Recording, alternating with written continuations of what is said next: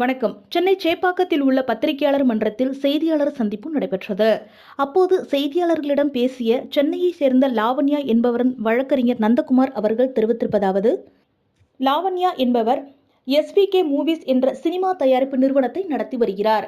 இவருடைய நிறுவனத்தின் மேலாளராக ரமேஷ் என்பவர் கடந்த 7 வருடமாக பணிபுரிந்து வருகிறார். லாவண்யாவிற்கு சொந்தமான 100 கிராம் எடையுள்ள 10 தங்க கட்டிகள் விற்பனை செய்து தருவதாக கூறி சொந்தமான 3 கார்களை போலி கையெழுத்து மோசடி செய்து ரமேஷ் என்பவர் விற்றுவிட்டார்.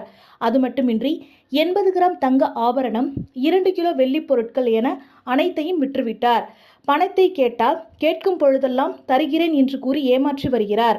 இது தொடர்பாக கோயமுத்தூர் மாவட்டத்தில் உள்ள குனியமுத்தூர் காவல் நிலையத்தில் புகார் மனு அளித்தோம். எந்த நடவடிக்கையும் எடுக்கவில்லை. எங்களுடைய புகார் மனுவை வாபஸ் பெறாவிட்டால் உங்கள் மகளை கடத்தி கொன்று விடுவோம் என்று கொலை மிரட்டல் விடுத்தார். அதனால் நாங்கள் DGP அலுவலகத்தில் புகார் மனு அளித்துள்ளோம். உடனடியாக எங்களுடைய பணத்தை மீட்டு தந்து மேலாளர் ரமேஷ் மீது சட்ட ரீதியான நடவடிக்கை எடுக்க வேண்டும். இதற்கு துணை போகும் காவல் ஆய்வாளர் மீது நடவடிக்கை எடுக்க வேண்டும் என்று லாவண்யாவின் வழக்கறிஞர் நந்தகுமார் அவர்கள் செய்தியாளர்கள் சந்திப்பில் தெரிவித்தார்.